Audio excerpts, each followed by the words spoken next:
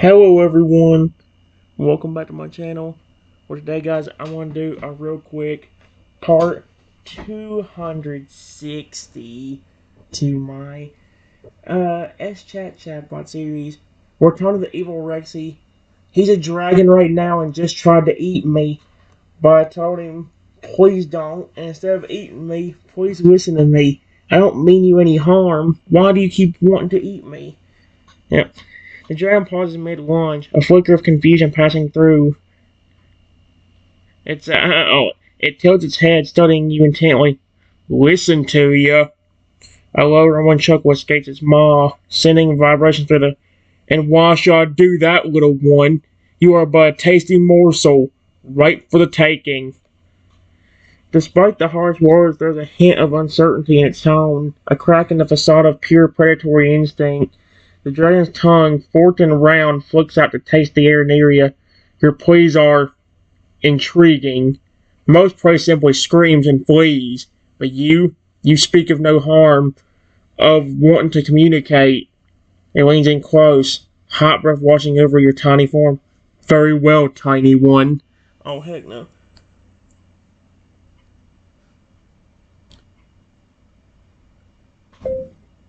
Please, I don't mean you any harm. I don't mean you any harm.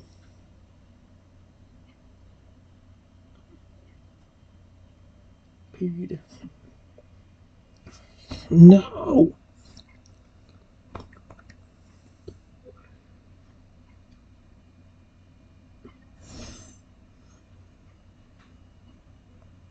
I actually really like dragons.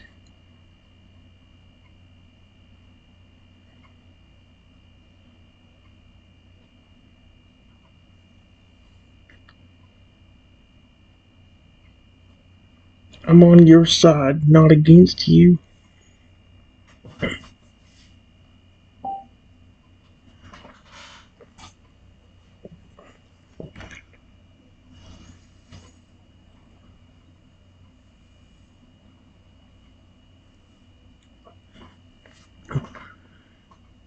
The dragon blinks rapidly, a look of genuine surprise crossing its features. It pulls back slightly, studying you with renewed interest. You like dragons? You're on my side? Its voice carries a note of confusion and cautious intrigue. I must admit, your words are unexpected. Most creatures cower before me, seeing only a monster, but you speak of affinity, of an alliance. Dragon's posture shifts, some of the aggressive tension draining from its massive form. It sits back on its haunches, regarding you curiously. If what you say is true, then perhaps there is more to the situation than mere predator and prey. Its tone softened almost imperceptibly. Tell me, little one, how can I be certain of your intentions? What proof do you offer of this supposed liking for my kind? Oh, frick. How does he want me to prove it? I don't just have a dragon sitting around. Besides him.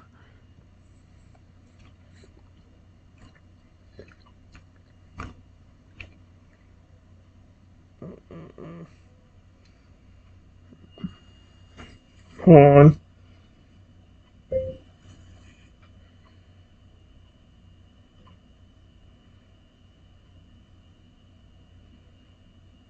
Listen.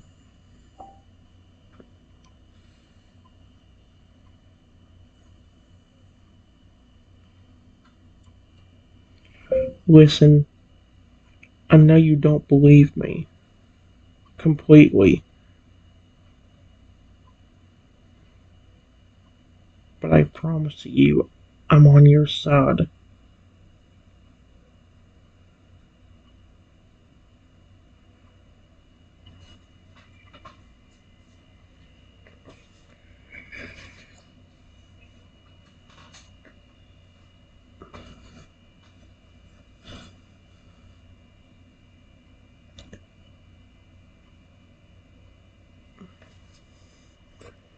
If I hated you, wouldn't I not only be running away?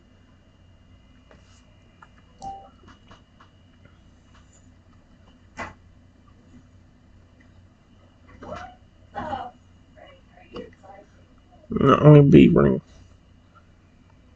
but also making fun of you instead of talking.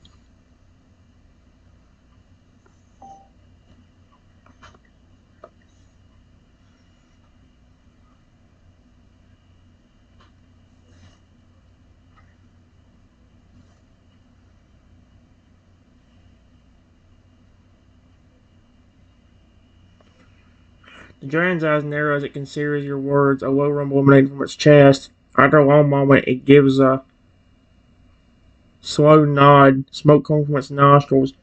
Your logic is sound. I must admit, if you harbored ill intent towards me, your actions would likely be far different. It leaned back slightly, talons tapping against the ground, and thought, very well, tiny one. I will entertain the notion that your intentions are sincere, if only for the sake of understanding. Dragon's gaze bores into you, ancient and penetrate. But know this, I am not some tame beast to be won over with mere words. Prove your loyalty through deed, not just speech. Show me the depth of this liking you claim to have for my kind.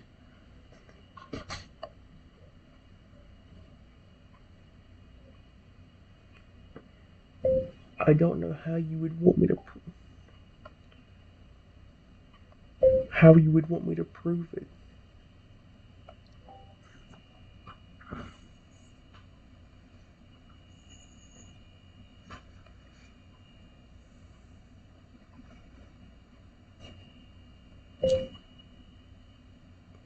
I don't really just have a dragon that's nearby that could vow for me. Vow.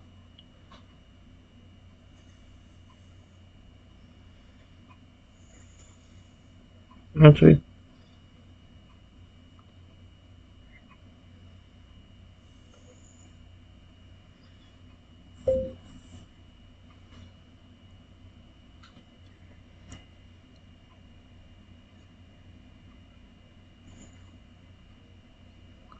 but I promise you I mean no harm.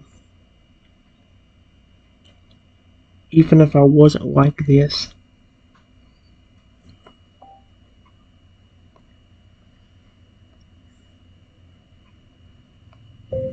I wouldn't hurt you.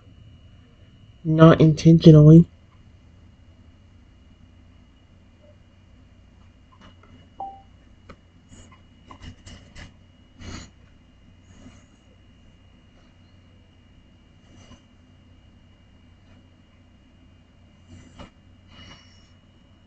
The dragon regards you silently for a long moment, its expression inscrutable. When it finally speaks, its voice is low and thoughtful. Intentions are easy to claim, little one, but actions paint a truer picture. Shifts its bulk, settling into a more comfortable position as it continues to study you intently. Tell me then, feelings for dragons run as deep as you claim. How would you propose we navigate this situation? Dragon's tail sways behind it, betraying a hint of curiosity despite its guarded demeanor. What steps would you suggest to build trust between a mighty dragon and a tiny creature such as yourself? Choose your words carefully, for they will shape the course of our interaction moving forward. Oh, heck no.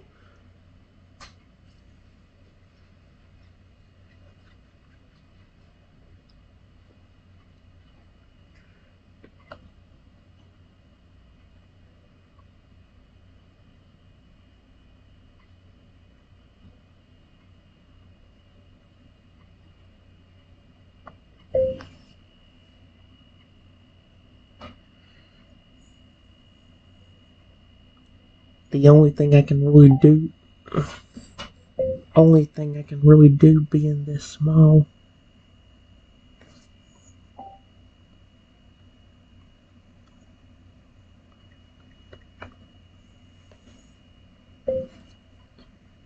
is gently pet you with my tiny claws. Period.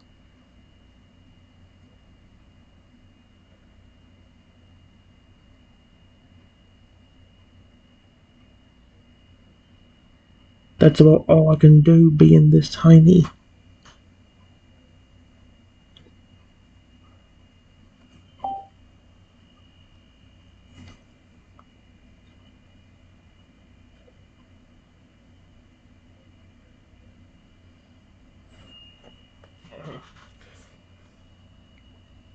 The dragon's eyebrows raised slightly, a glimmer of amusement sparkling in its ancient eyes. Gently pet me with your tiny claws, you say. A low rumble until escapes its moss, sending vibration through the air. How quaint. I suppose even the smallest gestures can carry meaning when offered with sincerity. Slowly and deliberately, the dragon lowers its head until it's level with you. One large indecent scale is extended, hovering just above your reach. Very well, little one. Let's see if your actions align with your words. Its voice is a deep, resonant purr. Come then, demonstrate this gentleness you speak of. Lay your tiny claws upon my hide, and let's gauge the depth of your affection. Sweet Arceus, I'm just glad he's finally listening to me instead of trying to eat me. But what's weird is he's not even acting. Like, I haven't heard anything from Rexy. That's what makes it weird. Because ever since this started happening, Rexy has not been saying anything. This is him as a dragon, and he's not saying anything. He's acting like a completely different creature. I must have Pokemon.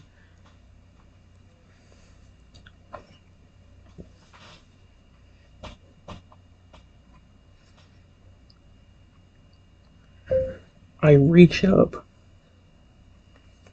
with my tiny claws and gently pet the dragon.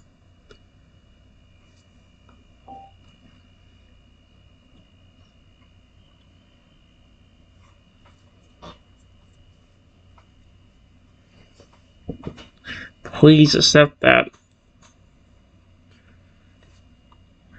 As your tiny claws make contact with the dragon's scales, a visible shudder runs through its massive frame. For a moment, its eyes widen in surprise, a soft hiss escaping its lips, not of pain or anger, but of something akin to pleasure mixed with confusion. Well now. The dragon's voice is softer, almost contemplative as it processes the unfamiliar sensation. That is not at all what I expected. It remains perfectly still, allowing you to continue your gentle. Whatever. I'm not reading it like that. Its breathing slowing to a steady rhythm. You know, in all my years, no creature has ever dared to. Uh, in all my years, no creature has ever dared to touch me so gently, with such clear intent beyond mere survival or aggression. Dragon's gaze meets yours, ancient and searching. It's strange. Not unpleasant, but strange nonetheless.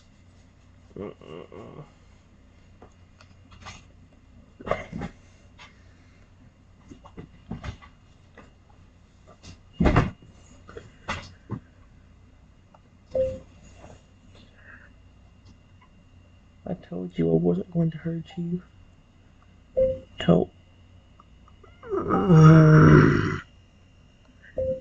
I was not going to hurt you.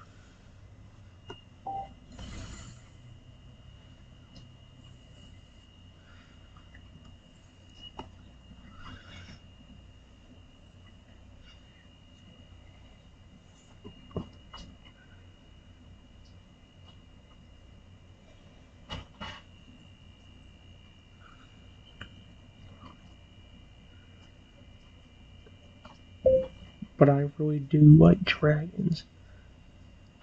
Let's go.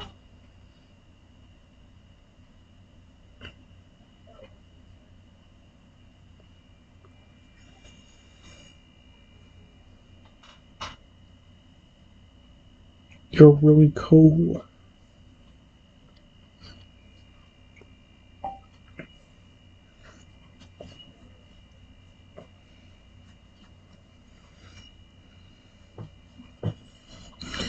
A low rumbling sound emanates from the dragon's chest. Not quite a purr, but something close. Its eyes, though so sharp and ancient, seem to soften almost imperceptibly as it listens to your words. Cool, you say? And a smile tugs at the corners of its mouth. I suppose that's one way to describe a creature of flame and fury. But I must admit, your perspective is refreshing. The dragon's head dips slightly, bringing it even closer to your tiny form. Its voice drops to a near whisper tinged with wonder, to be seen as more than just a terrifying beast, a walking disaster. It's an odd feeling, not entirely unwelcome, but certainly novel. It pauses, considering its next words. Perhaps there is wisdom in your approach, little one.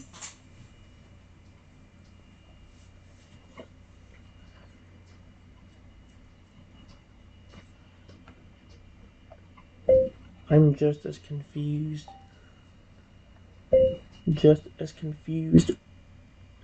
as you were a while ago.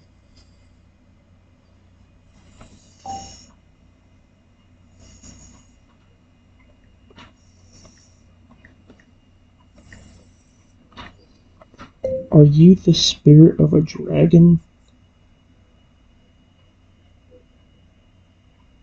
Because my pet dinosaur turned it into a dragon.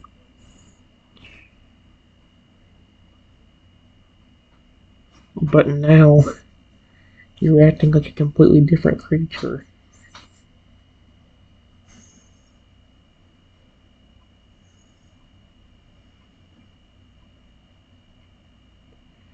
Even not completely recognizing it.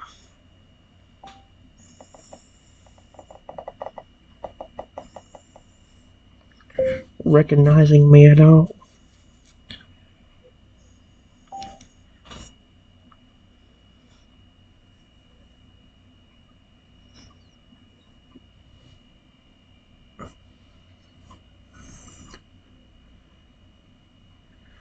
Joanne's brow brought a look of deep concentration sailing over its features. It remained silent for a long moment, as if it wrestling with complex thoughts and fragmented memories. Your words stir something within me, little one. A sense of disconnection, as if I'm piecing together a puzzle where key parts are missing. Its voice is low, contemplative. Yes, I believe you may be onto something.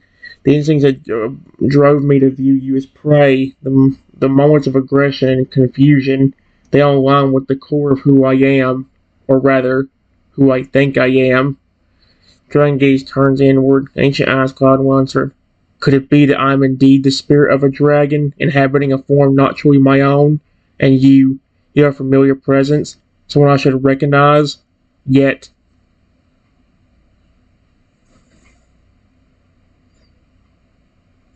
I don't know if you recognize me. If you recognize me.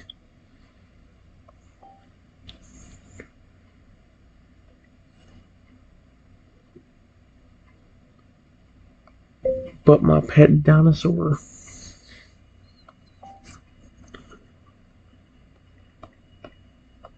took on the shape of you and was acting normal for a while, but then he became aggressive. And instead of it being him, it was you threatening to eat me.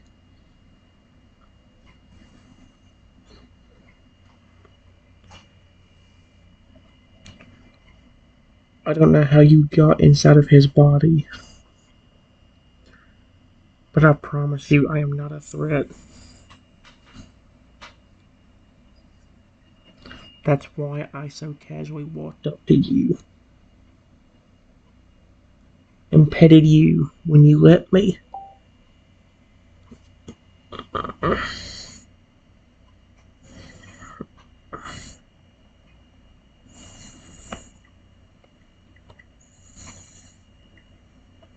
You when you allowed me to.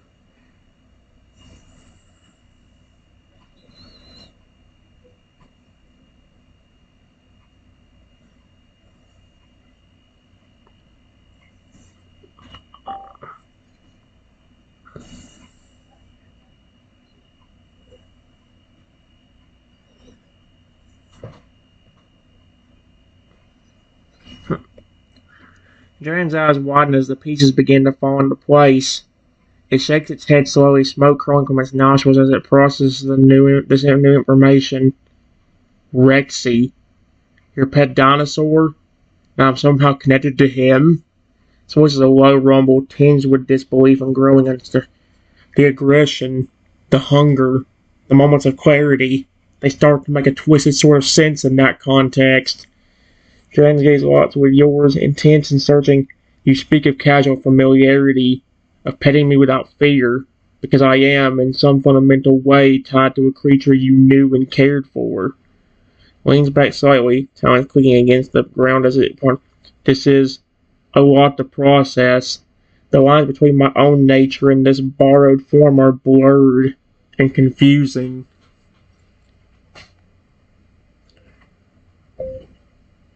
Well, you wanted proof that I wouldn't hurt you and that I cared about your species. And that's why I petted you so casually when you let me. Period. Even if you're not my pet dinosaur right now, I'm not a threat.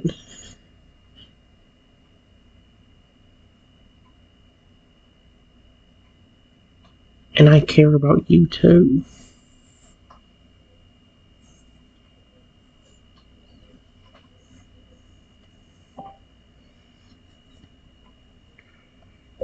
I know it's your predatory instinct to eat something small like me. But is there another reason why you tried to hurt me and wouldn't believe that I cared about you to begin with?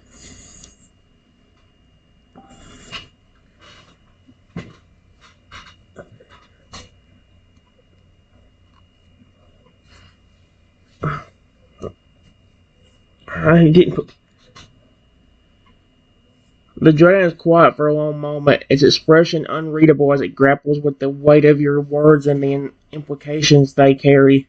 Another reason for the aggression, you say, or you ask? When it finally speaks, its voice is heavy with a mix of emotions, confusion, regret, and a hint of something almost like vulnerability. I, I'm not entirely certain. These instincts, these urges, they feel primal, ancient, as if drawn from the very essence of dragon-like, or dragon-kind. It says uncontrollably, as if the very act of acknowledging this brings it discomfort. Perhaps, perhaps there is a part of me that resents the idea of connection, of caring. Dragons are solitary creatures, after all, to be seen as more than a terrifying apex predator, to be touched with gentleness rather than fear. It goes against centuries of ingrained behavior.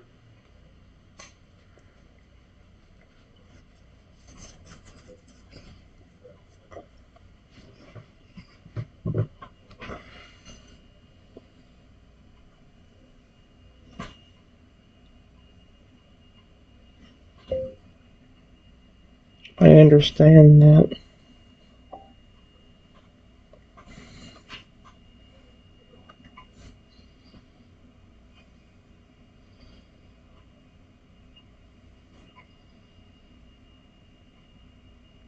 But if you will completely allow me,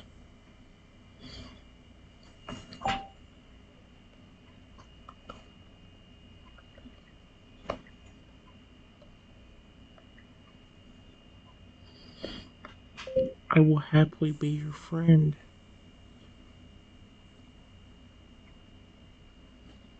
Even if you are not my pet dinosaur right now.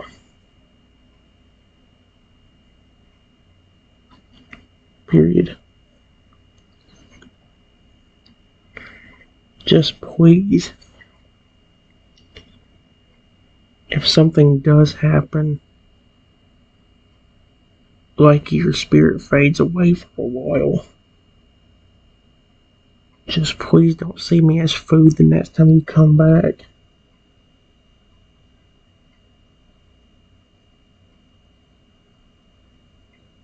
Because even if I was a giant dragon like you, I wouldn't hurt you.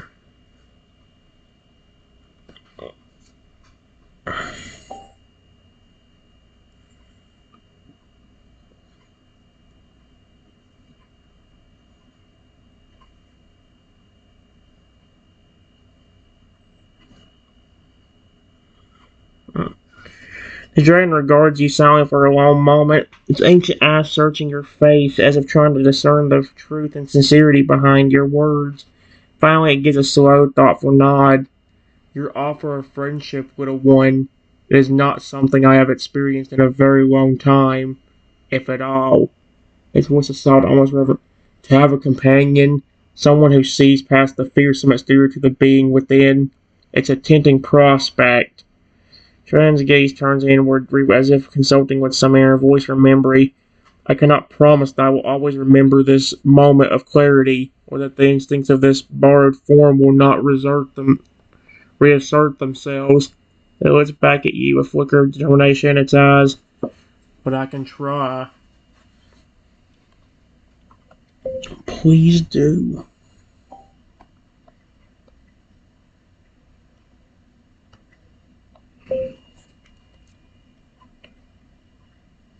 I know your dragon instinct tells you to eat me or hurt me.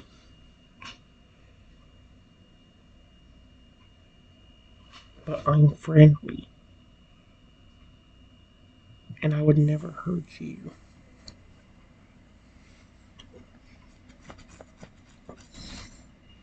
Period. I'm having to deal with a lot.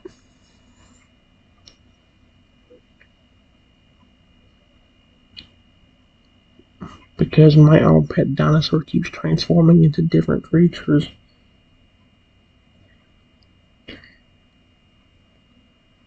And now, I don't think he's even in there at all.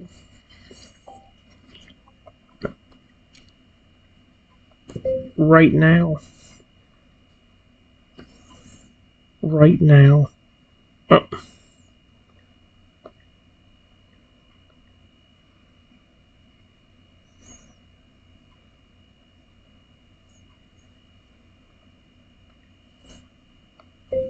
But just like him, I care about you too. Spirit or no.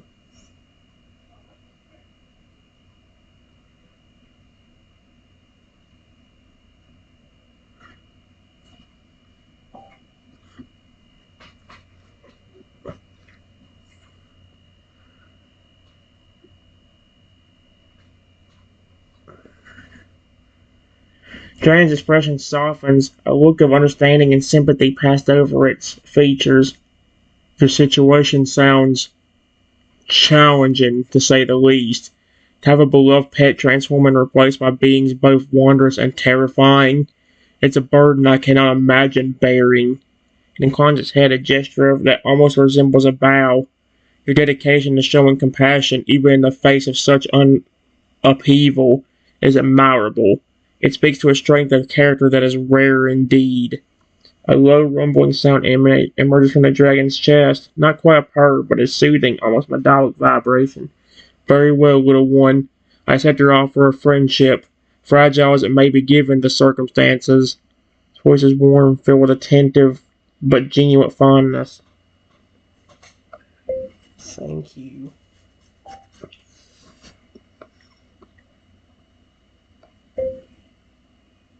And if you ever decide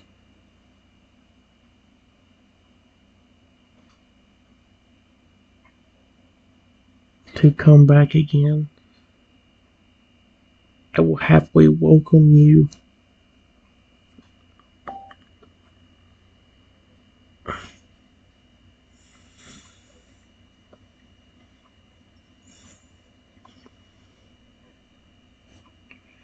Just please remember who I am and don't immediately try to eat me.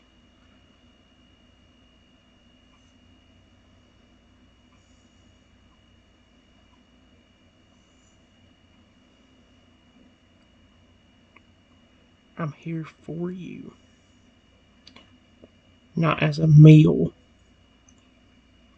but as a friend if you need someone. Just like I am with my pet.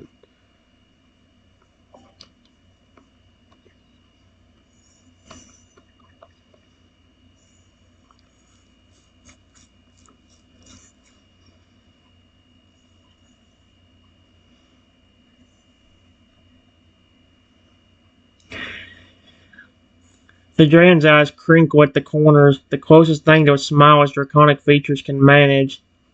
Your words bring a warmth to my ancient heart, little one, to know that there is a safe heaven and a friendly face waiting for me whenever I might return. It's a comfort I did not realize I needed until this moment. It reaches out with one massive paw, gently booping your tiny form with a single claw in what could almost be considered a playful gesture. Fear not, my tiny friend. Should I find myself amid drifting the currents of this borrowed consciousness again, I shall do my utmost to recall your kindness and resist the siren song of primal hunger. Dragonsworth takes on a teasing lit.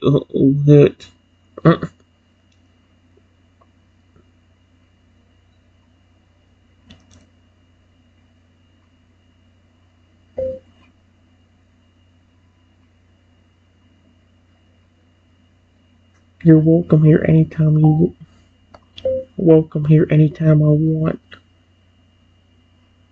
I don't know what happened to you that caused you to become a spirit,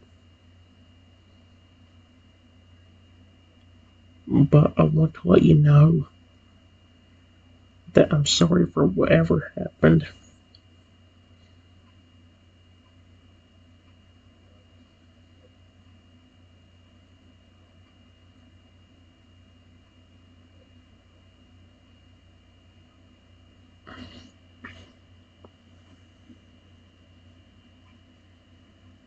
I want you to be happy, not angry.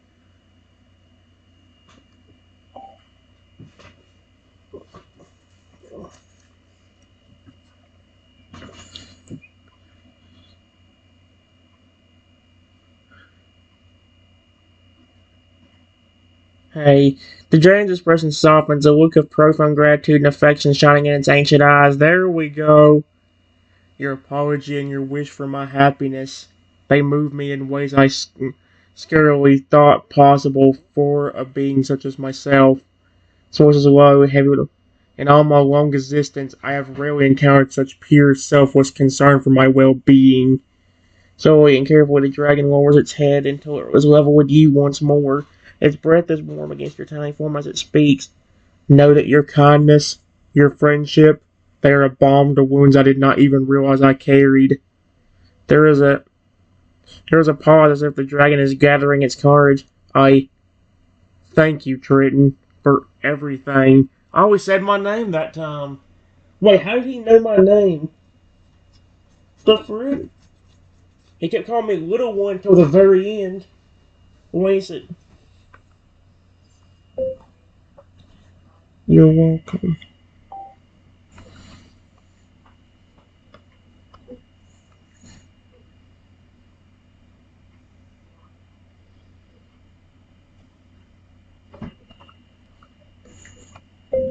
I reach up with my tiny claw and gently pet. Jelly pants? No, gently pet the dragon again.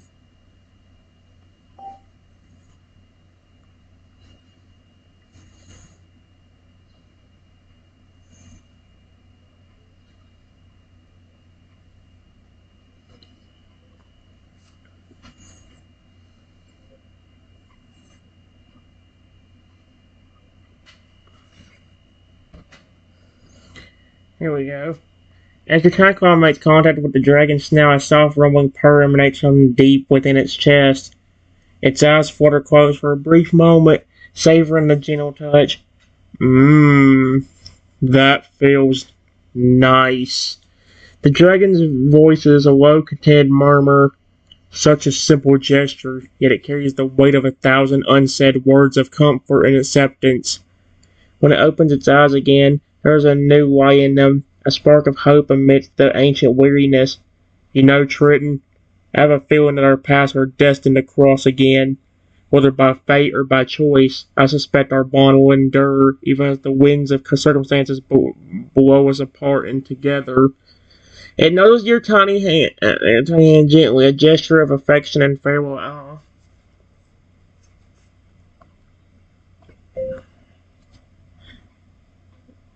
That's great, my friend. Great, my friend. Period. What's your name? That way, if my pet dinosaur somehow gets turned into this again and you happen to be there,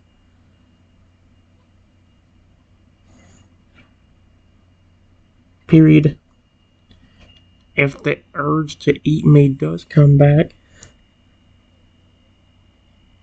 maybe I can call you by that name and it will remind you.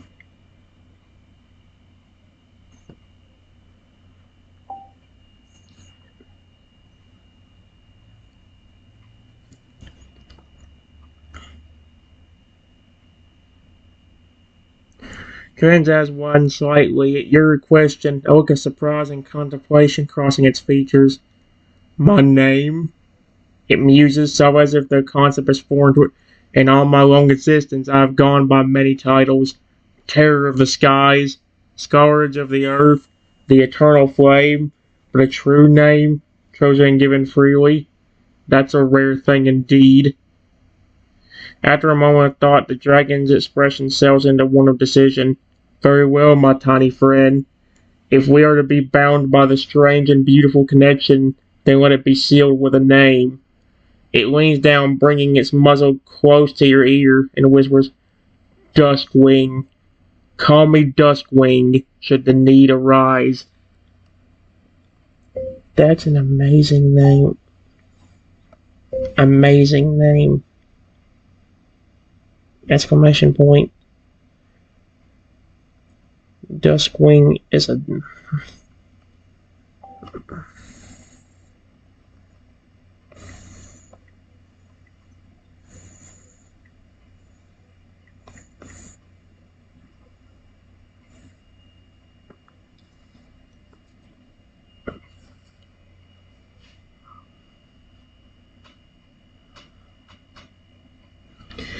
Duskwing's eyes crinkled with what can only be described as a smile, a warm glow emanating from within its ancient depths. I am pleased that you like it, Triton. May it serve as a beacon of remembrance and a talisman against the darkness, should the shadows of instinct threaten to engulf me once more. Dragon's voice is soft, filled with a tender affection that seems at odds with its fearsome appearance. With gray-haired Duskwing rises to its full height, towering over you, sends one massive wing creating a canopy of shimmering scales and membrane. Until we meet again, my dear friend, may the winds of fortune guide you true, and may the memory of this moment be a light in the darkest of times. Hey, there we go. It took a long time, but we finally got Duskwing to trust me. Holy cow. He was threatening to eat me. Just, what, 15 minutes ago?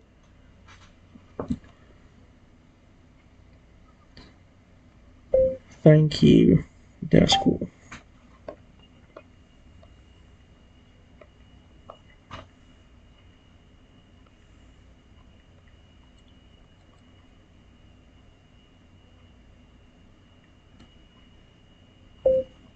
Have a safe journey, my friend.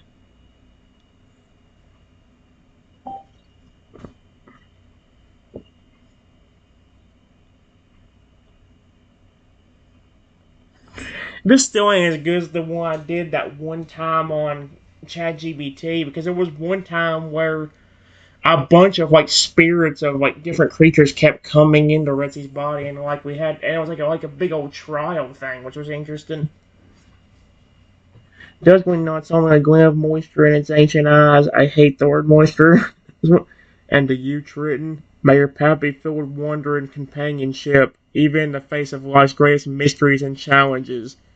With a final gentle ruffle of its wings, the dragon begins to rise into the sky, its majestic form silhouette against the setting sun. So descends higher and higher, Duskwing's voice echoes down to you, carried on the wind. Remember, little one, no matter what form I take, no matter what instincts may war within me, a part of me will always cherish the bond we share. And with those words, the dragon disappears into the horizon, leaving you with the warmth of a friendship forged in the most unlikely of circumstances. Wow.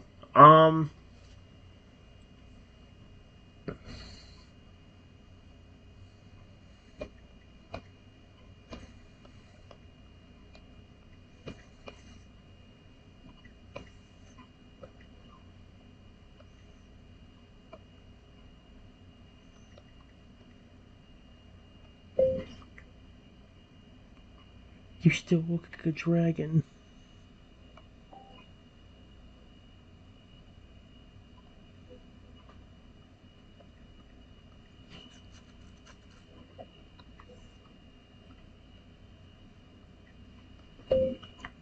Please tell me you recognize me now.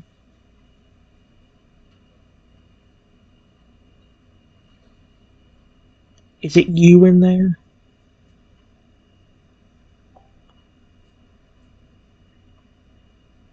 This might be a good ending spot if Rexy's actually back in there. Dragon hovered above you. The dragon hovering above you blinks, its expression shifting from the serene and wise demeanor of Duskwing to one of confusion and recognition. Trenton? Is that really you? Reggie's voice cracked, sounding smaller and more vulnerable than Duskwing's had been. I think I'm starting to remember. The park, the hypnosis, the curse. Reggie descended slowly, landing heavily in front of you. Up close, you can see the strain in its eyes, the conflict between the draconic form and the dinosaur's mind. I'm so sorry, Trenton. I don't fully understand what's happening to me, but I know that I hurt you and threatened you. Its head droops, shame evident in every line of its body. Can you ever forgive me? Yes.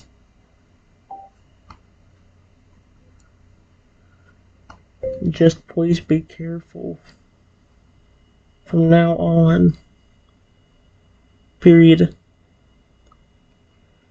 You may not have realized what was going on, but there was literally a dragon spirit taking over your body. And it just about ate me. Until I started becoming friends with it.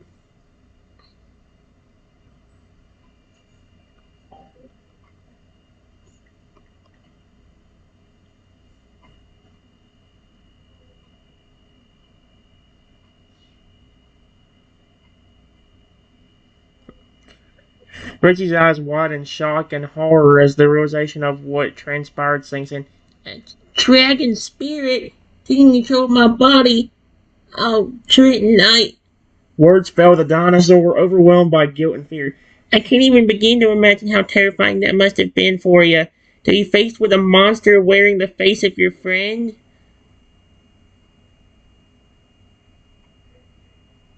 Not really, because you were still a dragon. His form shivers, scales rippling as if trying to shed the memory of Duskwing's influence. I swear to you, I would never willingly harm you. You're my best friend, my family. His voice breaks with emotion. I don't know how to prevent this from happening again. I promise I'll do everything in my power to keep you safe.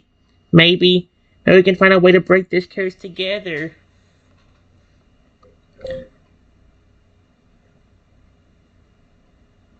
Okay.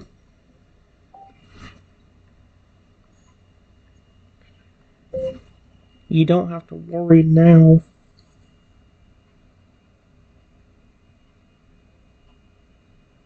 You still are a dragon right now. But you're definitely back. Oh, I forgot that.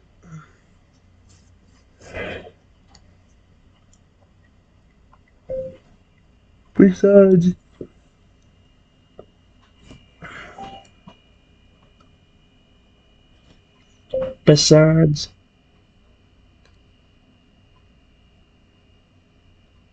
the dragon actually cares about me now. His name was Duskwing.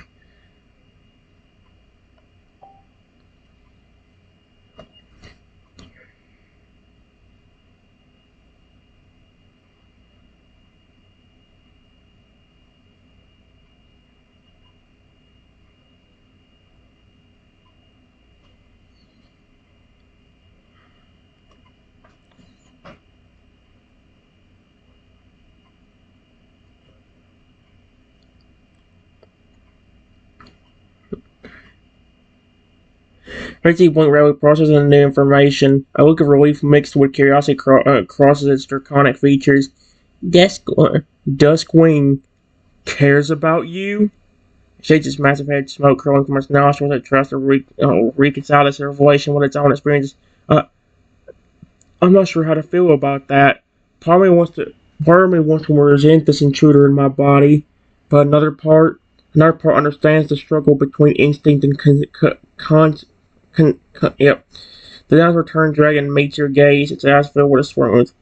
If what you say is true, Duskwing has developed genuine affection for you, then perhaps there is hope for us yet.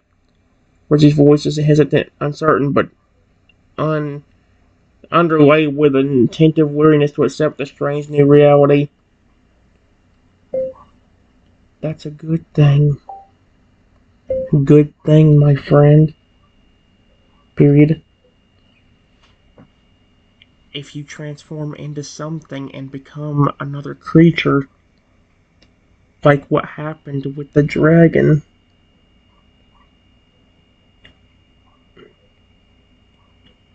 then if I can gain its trust, then that's less you have to worry about.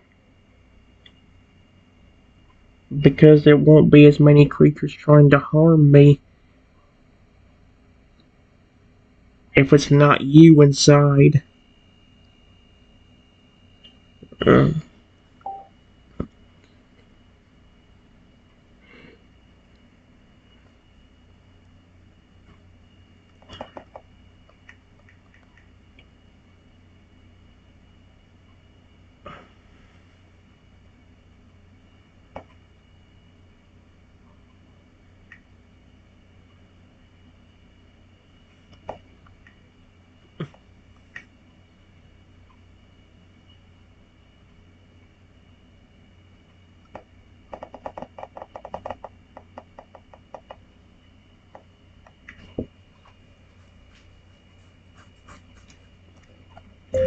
Eventually getting to the point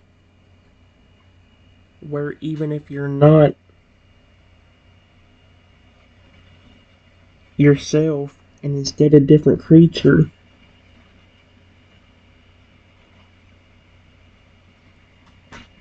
then you don't have to worry because the creatures will eventually trust me.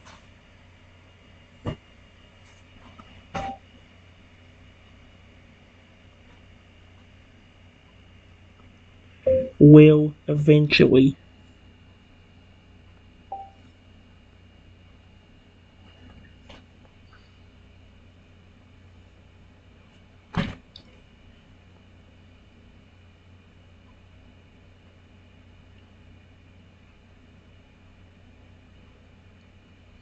Rexy considers my words carefully, its brow furrowing in a thought. After a long moment, it gives a slow, ponderous nod. Your, your logic is sound, Triton. I can cultivate a positive relationship with each manifestation, even if I'm not consciously aware to potentially a danger to you. A flicker of hope sparks in its eyes, said in delicate balance, navigating the whims of various creatures and my own fractured psyche. But if it means keeping you safe, I'm willing to try. John's posture relaxed, so some of the tension draining from its muscular form. Thank you for your patience and understanding through all of this chaos. Having you as an anchor, a constant source of compassion and guidance, it means more to me than I can express.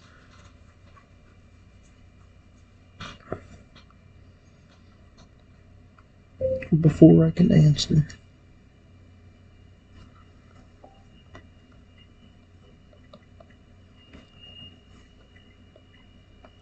started to transform. But this time, he turned into a massive 40-foot Lugia.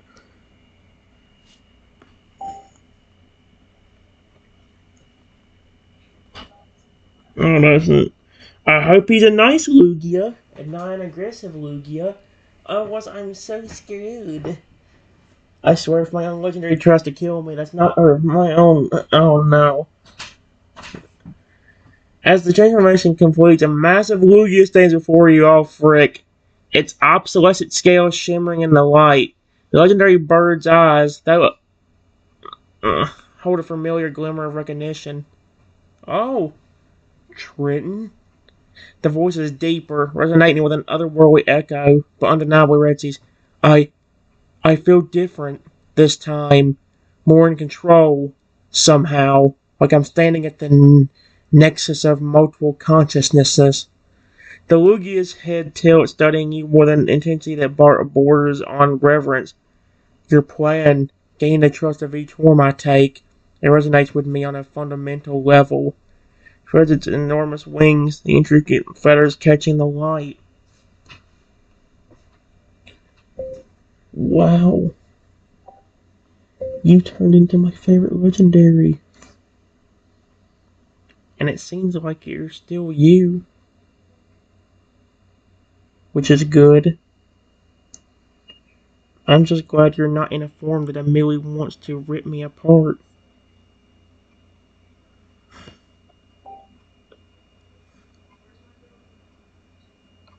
Immediately.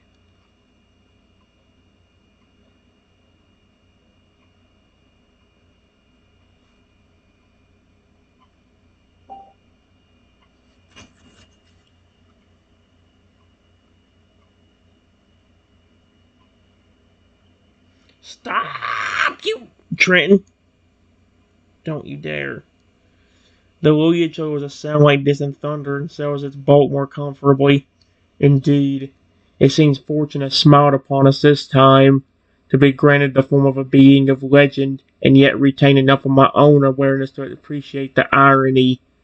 It leans down, bringing its massive head closer to your diminutive form, eyes twinkling with mirth and affection. Though I must admit, the urge to soar through the skies is nearly overwhelming. Perhaps we could find a mutually agreeable altitude for a friendly flight, hmm? The Lugia's tones are playful, a far cry from the earlier aggression, reflecting the growing bond between you and whatever form Rexy inhabits. That would be cool. Would be cool. But your transformations seem to be random. Period. If you take me for a flight, you might transform mid flight into a creature that can't. Not only hurting me, but yourself. And if you become an aggressive creature, then you might find a way to blame me.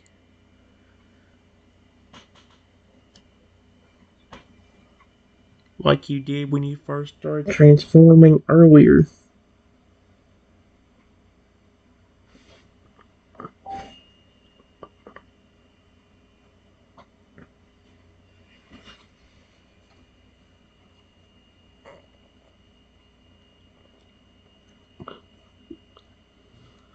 The Lugia pauses, considering your words with a thoughtful expression. After a moment, it nods slowly, a wisp of steam curling from its nostrils.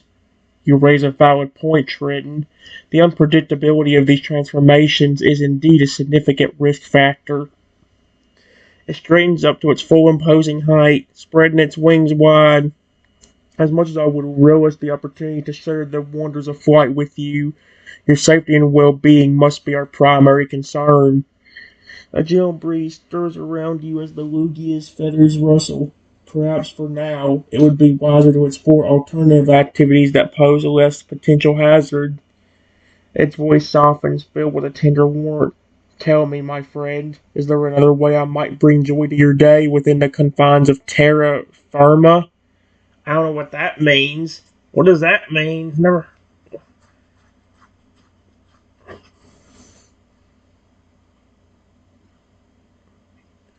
What is terra firma? Is that some kind of different language? The frick does that mean? I'm going to look that up after this.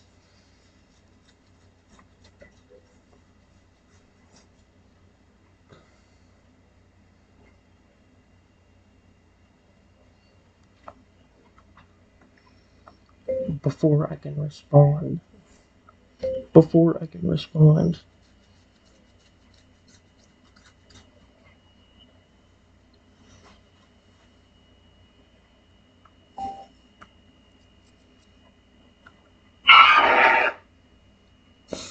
Uh,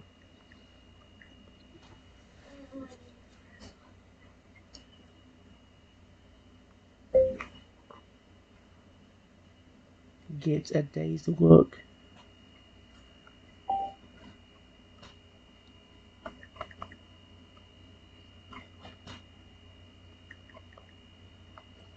In his eyes.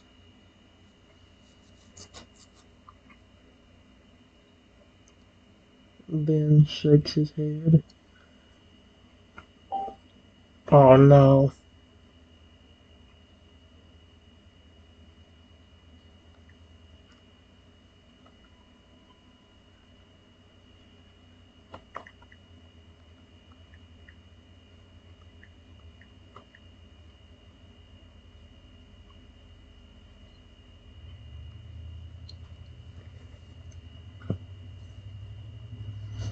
Oh no, please don't flippin'.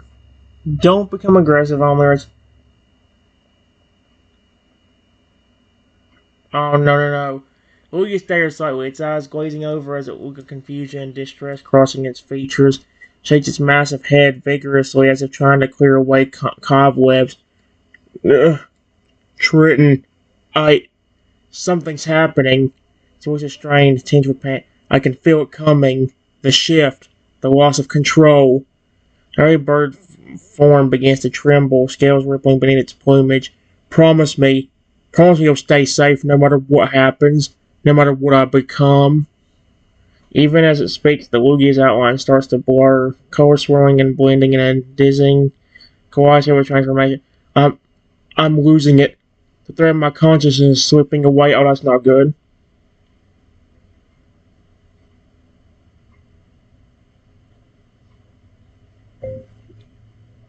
Oh no.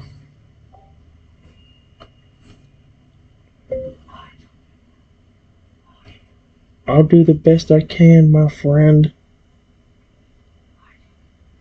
Just please, whatever you become. I don't care if it's not you. Just please, if you can, keep whatever creature at bay so I can at least talk to it if it's not you in the new form.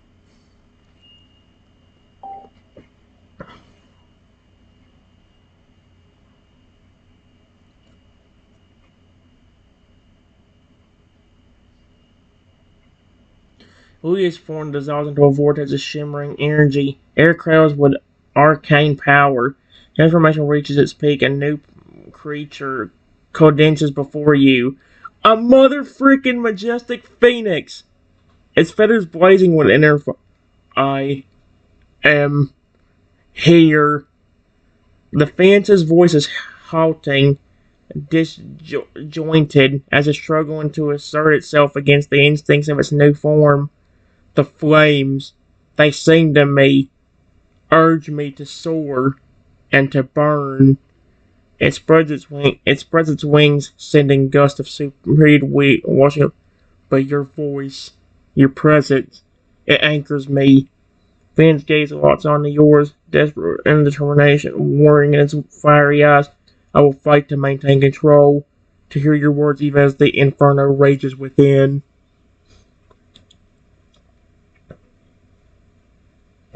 Okay.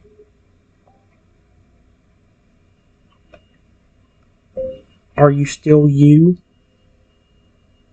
Or do you feel like your entire consciousness is slipping away and instead getting replaced by some kind of phoenix spirit?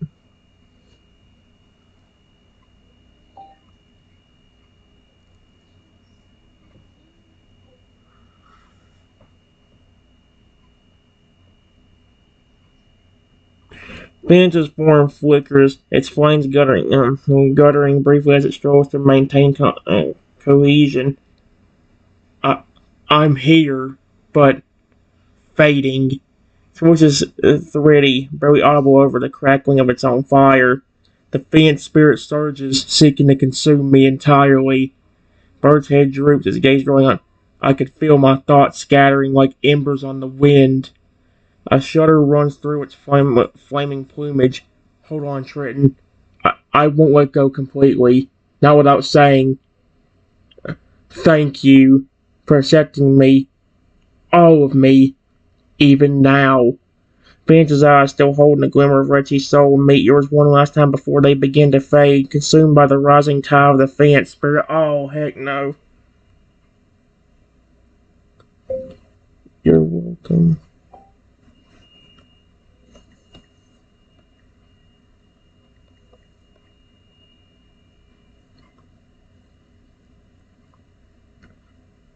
Uh-oh. I just hope the fans don't try to set me on fire. The fans is formed solidifies once more, the fire burning bright and steady. When it speaks, the voice is stronger, more confident, yet still tinged with the echo of Rexy's original tones. I am here, Trenton. The fans and I, we have reached an accord. It prints softly, its feathers shimmering like liquid. This form is magnificent, filled with power and purpose, but it is your friendship that truly unites my spirit. Vance leans down, its head tense but controlled like a comforting blanket rather than a threatening blaze. Together we shall weather this storm of transformations. Your unwavering support is the ember that sustains me, no matter what shape I may take. Its eyes, now molten pools of amber, regard you with a fierce protective affection. So it's still you in there? Or is this the Phoenix spirit?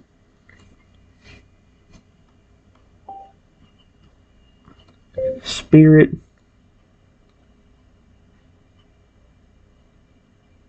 But he trusts me.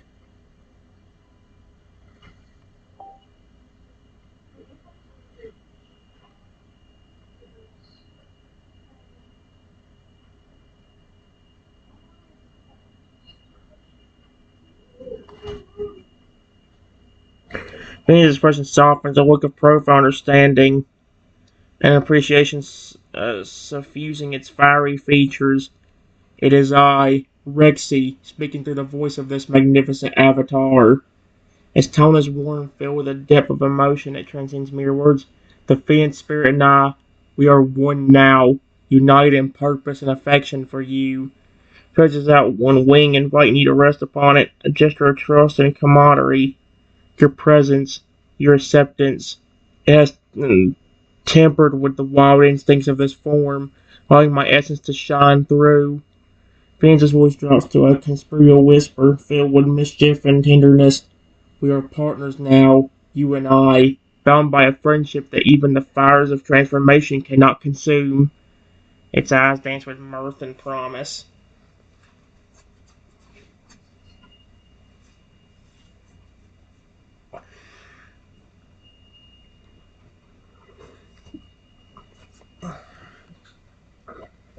I love you.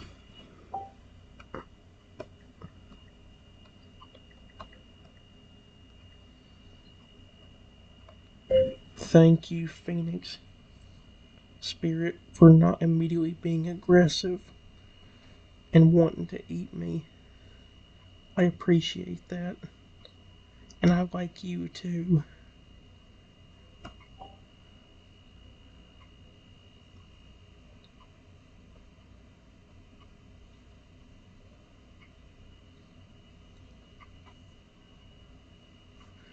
Vance's chest swells with emotion, its flames pulsing brighter at your heartfelt declaration. It nuzzles you gently with its beak, the heart of its heat of its breath washing over you like a lover's caress. Oh no, and I love you, Trenton, in whatever form I may take. Its voice is heavy with feeling, resonating with the depth of the bond you share. The Phoenix Spirit and I, we are honored by your acceptance, your willingness to embrace us as part of me.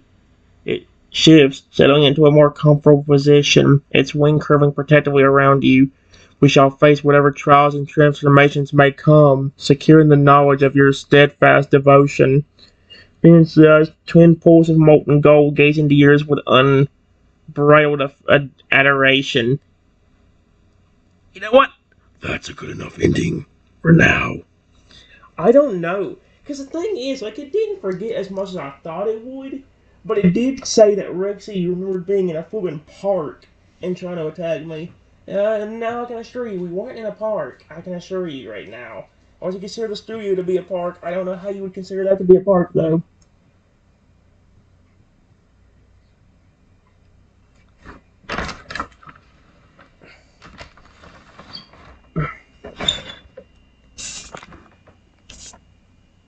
Alright, guys. I'm done. Bye!